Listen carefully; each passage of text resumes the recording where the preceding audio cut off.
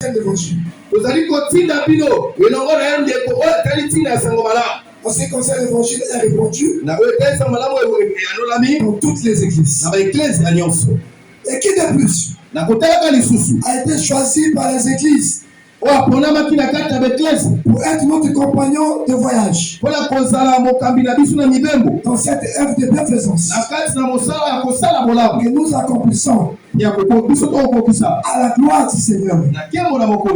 Même et en témoignage de notre pauvre. Nous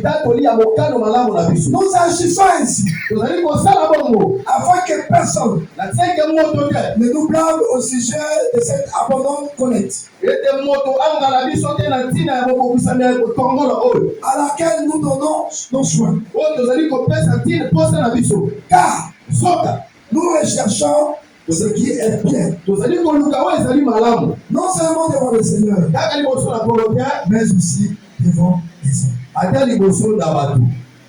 Nous envoyons avec eux notre frère. Donc nous avons souvent éprouvé les uns dans beaucoup d'occasions.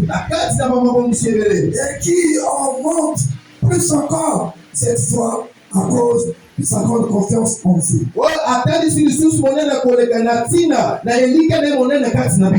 Ainsi, pour ce qui est des titres, il est notre associé, notre compagnon d'œuvre auprès de vous. Et pour ce qui est de nos frères, ils sont les envoyés des églises. La gloire de Christ. Donnez-leur donc. Donnez-leur donc à la face des églises la preuve de votre charité. Et montrez-leur que nous avons sujet de nous glorifier en vous.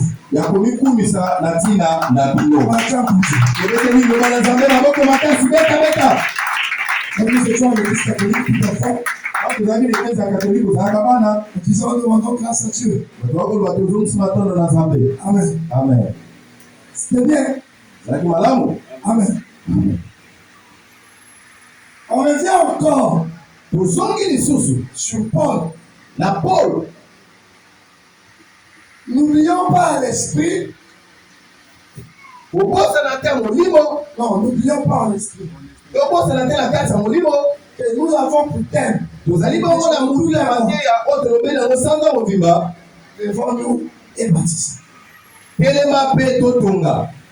voulu ce matin, dans l'esprit du texte, donner un soutien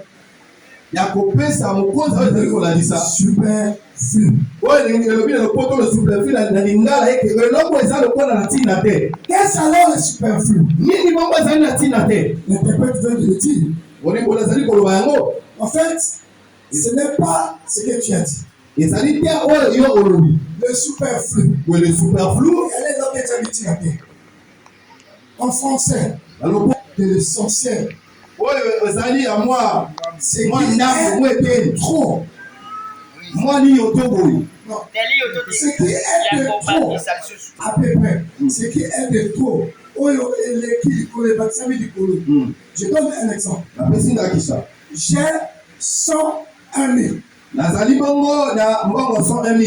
Si quelqu'un me demande 1000 francs, en lui donnant 1000 francs, sachant que je reste avec 100 000 francs. Mais 1000 francs sont pour moi comme de trop. 1000 francs, les 1000 francs, c'est le superflu. Parce qu'en les donnant, je ne regrette rien.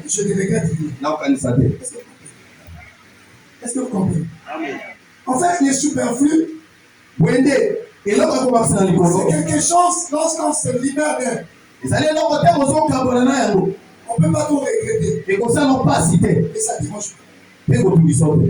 Si j'ai 10 000 et que tu me demandes 500, je vais t'en donner facilement. À la différence, quand tu vas me demander 5 000, je vais réfléchir parce que c'est La moitié de mon argent. Voilà comment tu as ça 1000 somme on appelle ça 1500. On a botika ngala 1500 na kokanisa. Voyez un peu ça. Omoni yango Le superflu. yango do les ali koloba iloko zo pesa kokanisa te. J'achète un nouveau salon. Na sombi bongo ba kiti ya sika. Chez moi au salon. Et pas dans la J'achète des fauteuils au nouveau salon. na sombi ba kiti ya sika. J'ai des vieux fauteuils. Na za ba kiti ya kala. Je peux le partager. Na koki ko kabola yango Parce que ça veut dire pourquoi comme le superflu. et comme pas na kalo loko ya ba kisama do et ça va passer sur la kabolo yango. Pour la ça des gens yango. Quelque chose qu'on peut se débarrasser sans trop se soucier. Et loko ba koki ko kabola na yango ko sala ta motema parce que ko so yote. Quand on a trop de vêtements, So za la mami. si tu te libères de quelques vêtements, So ko pesa la mama mosusu na bandeko. les habits que tu te libères, c'est le superflu. Bilambo ozo pesa ezali oyo eleki mingi epai na yo. Donc so yote. Simplement en trop.